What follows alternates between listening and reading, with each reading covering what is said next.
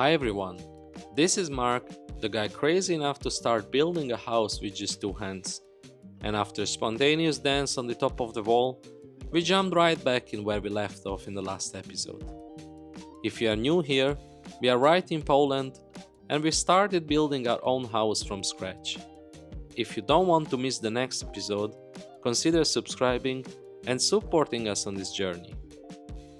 It was time to continue with the rebar towers once the delivery arrived. For this part, I ordered 15 new blocks and 15 bags of cement. The process was the same as with the corners. I trimmed a couple of centimeters off each block so everything fit perfectly, glued them together, and that was it. When it comes to the second floor, it won't cover the entire house, only about 2/3 of it. It's going to end right here, leaving an open space above the kitchen. And yes, we're losing some space, but we think it will feel cozier, and that's what we are going for.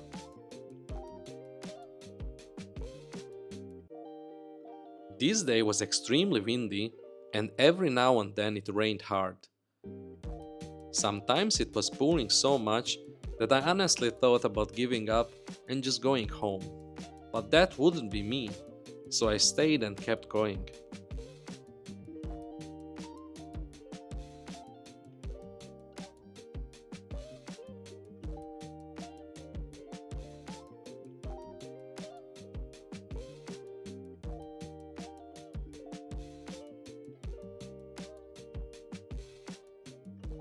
Once one side was fully done, I moved back to the start and began filling the gaps with bricks. The string line was already up on the wall, and it actually felt pretty nice to use these blocks again and get back to normal bricklaying. When there are multiple tasks to do, I like to rotate between them so things don't get boring. I clearly remember how badly I wanted to finish the walls and start the roof as soon as possible. I was laying those bricks for weeks and weeks, and time to time it can get boring.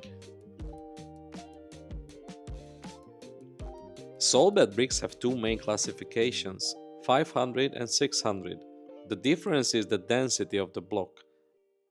500 has better thermal insulation, while 600 is denser and can handle more weight. We choose 500 because energy efficiency is important for us, and the extra strength of the 600 blocks simply wasn't needed for this project. At some point before the sun went down, it started pouring like crazy again. The forecast said rain for the rest of the day, so I called it quits and decided to come back the following day.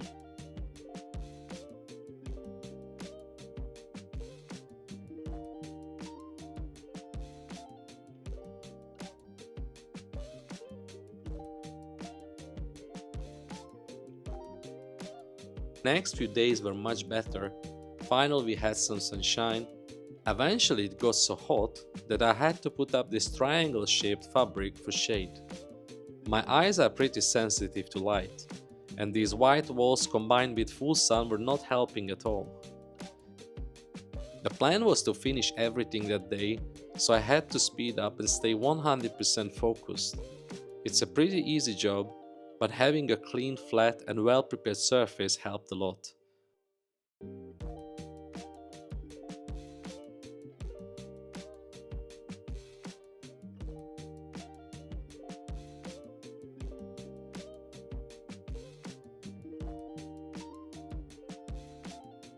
Then I moved to the front of the house to finish the last few bricks above the lintel. This is actually a perfect camera angle to see how bricks should bond and overlap. There is one brick that's not in bond, and I'm curious if you can spot it. And if you know why it's not a problem this time, let me know in the comments.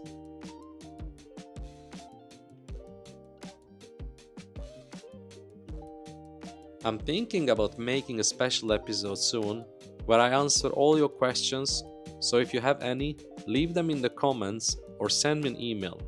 I'll pick a selection and try to put together a video.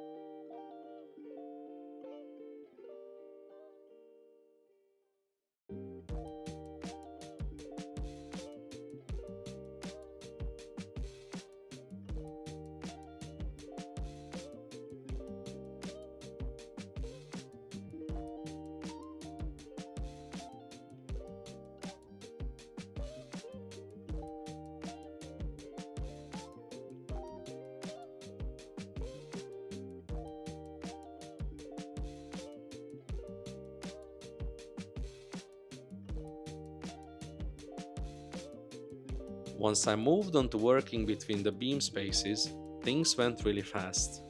The spacing was exactly 59 centimeters, the same as one brick, so I didn't have to cut anything, just lay a brick and pretty much glue them down.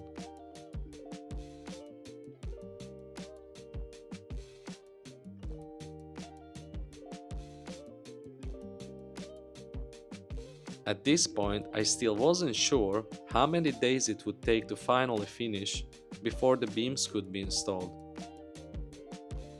I asked my wife to look around and see if she could find a reliable supplier. During the days, I kept watering all 4 corner towers and also filled them with water so it could slowly leak onto the ring beam. This helps prevent the concrete from cracking.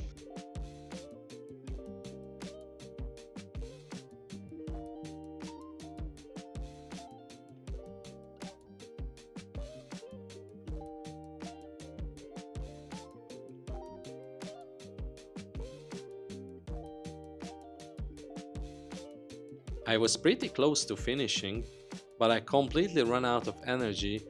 Instead of pushing myself, I decided to relax for the rest of the day and clean up the mess downstairs. Cleaning is actually pretty relaxing for me, as I mentioned before. It calms me down and gives me time to think.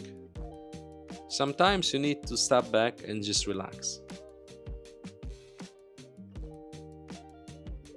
All the mess I collect in the house goes into one big pile outside, just next to the house. Once we build the terrace outside, we can just dump all the leftover bricks and concrete pieces there.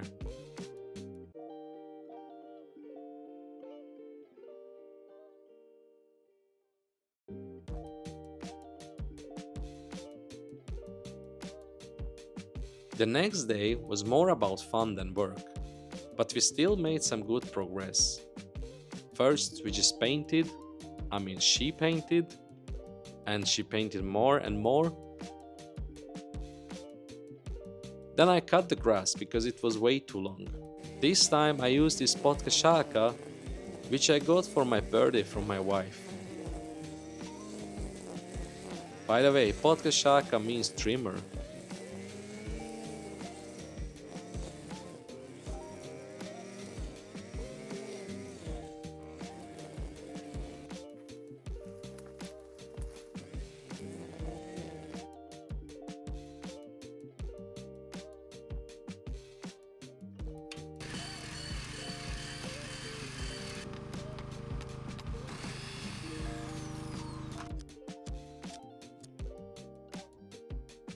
It was time to continue with the walls, and of course, if Dad is drawing something on the walls, she obviously needs to do the same.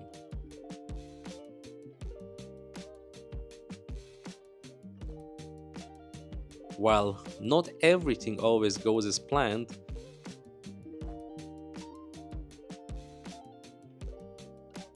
and again,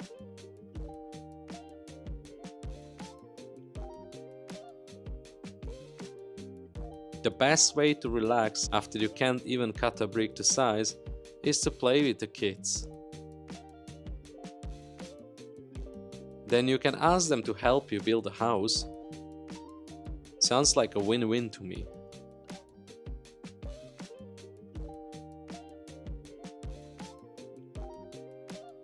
I was very close to the end, but unfortunately the last meter was rough. I forgot to scrape off and flatten the excess glue before it dried, so I had to sand it down a lot.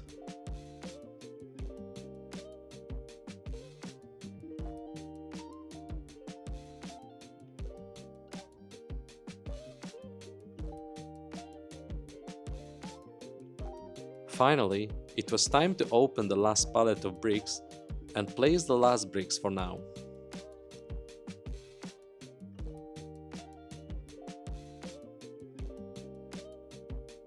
After quite a few days, most of the work was done, just a couple of bricks were missing, but this is how it looked.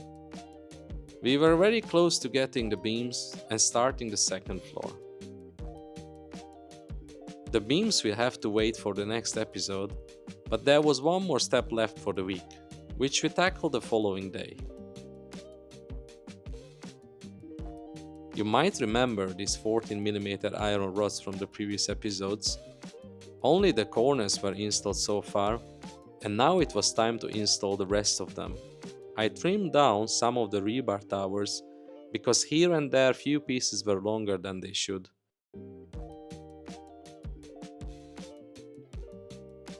I had to carry a fair amount of gravel mix to the mixer and prepare concrete before I climbed up the walls. I used roughly a couple of full mixers, but there wasn't that much actually.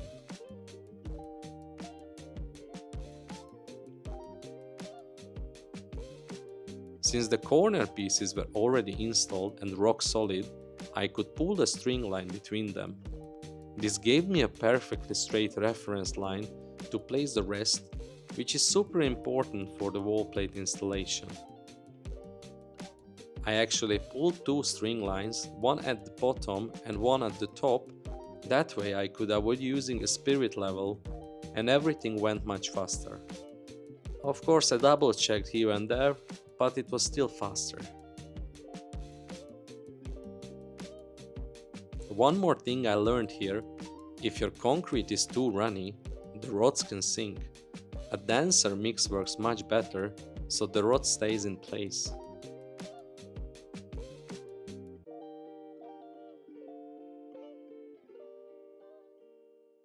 I also made an illustration showing how this part of the structure works.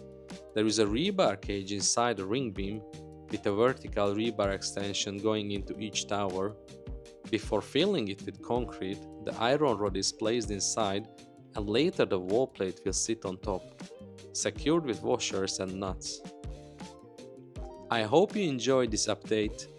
Thank you for making it this far, and if you don't want to miss the next update, consider subscribing, like the video and leave a comment. It really helps a lot. If you'd like to support our project, you can buy us a coffee and be part of this journey. The link is in the description. Thanks for watching. Mark is out. Peace.